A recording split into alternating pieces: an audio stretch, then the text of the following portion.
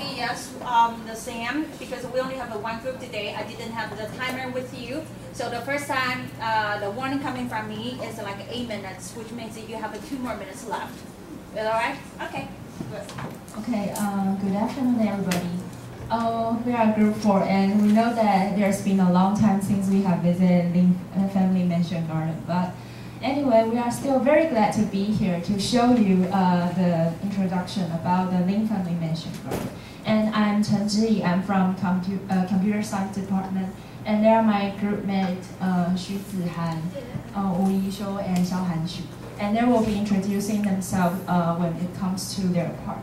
Okay, first I will go through the overview. First we'll introduce the history, and then the architecture, and 3 courtyard mansion, and last the Chinese lucky symbols. Okay, first the history part. We know the whole history starts from the ancestor, this man Lin Yingying, and he came from mainland China in 1778 to Taiwan, settling in Xinzhuang area, and which is nowadays Danshui. And he had a son named Lin Yingying. We have to go back to talk about this man. He sold rice to earn a living and get lots of money and buy lots of land. And actually his fortune stapled for the future Lin Benyuan's family's great fortune. Okay, and he had a son named Lin Pingho. And Lin Pingho has 5 sons, Lin Guodou, Lin Guoren, Lin Guohua, Lin Guoyin, Lin Guofang.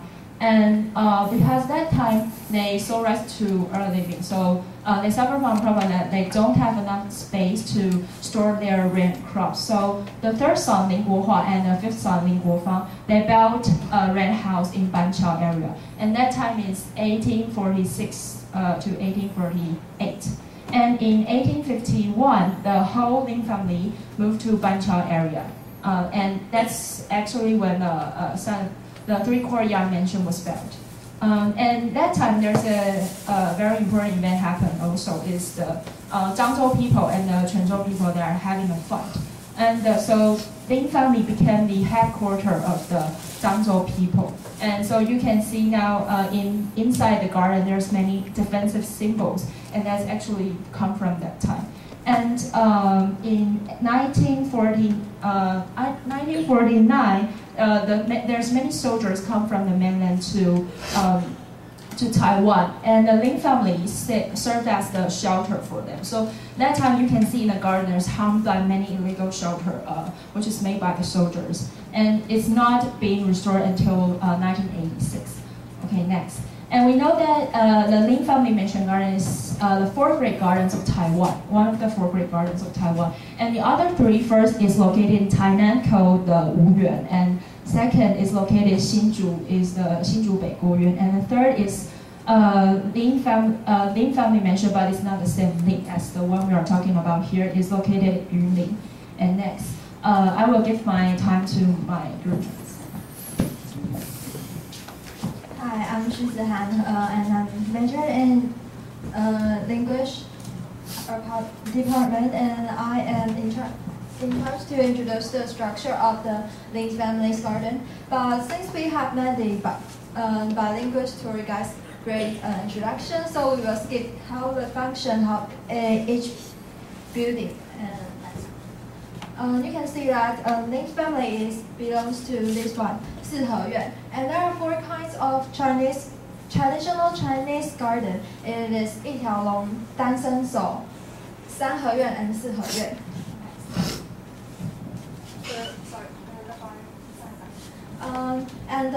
How can we, there is a background knowledge about 四合院 is how can we identify the left, right, and it depends on the gate and the 一条龙's place. And the middle of 一条龙 is the ancestors' 牌位. You have to set in there. So if you want to know where is the right and the left, you have to sit on the 牌位 side and face the gate.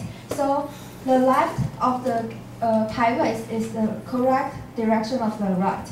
Okay, next. And the next one is about the garden itself.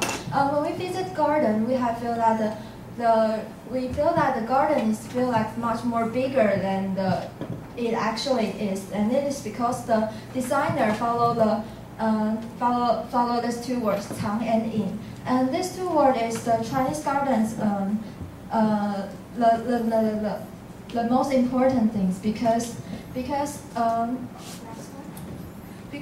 they skip the space into several species and according to the geography and the feng shui. So if you stand in one area, you cannot see the other areas landscape. They will use like trees or the walls or even a building to hide your site.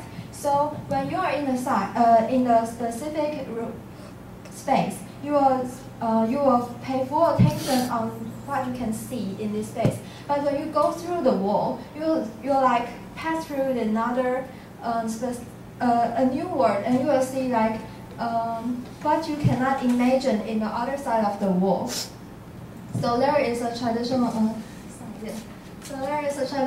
of this garden is like 山重水复无一路，柳暗花明又一村. And next is my partners.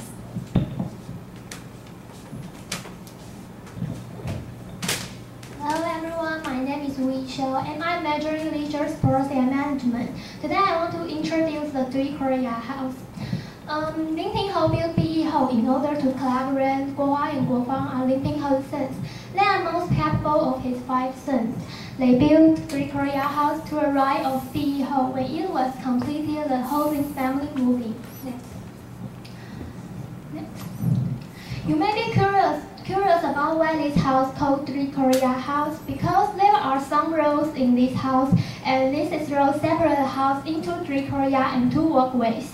And about Cuo, people who live in Fujian moved to Taiwan, and these people who call their house Cuo. And the Sanluo Dazuo is also called Guanglu Di. The name symbolizes the contribution of Lin's families. The house contains total 52 rooms, and there are 120 doors and windows in this house. According to this, you can find the house was constructed with a massive scale. You can look at the picture on the slide.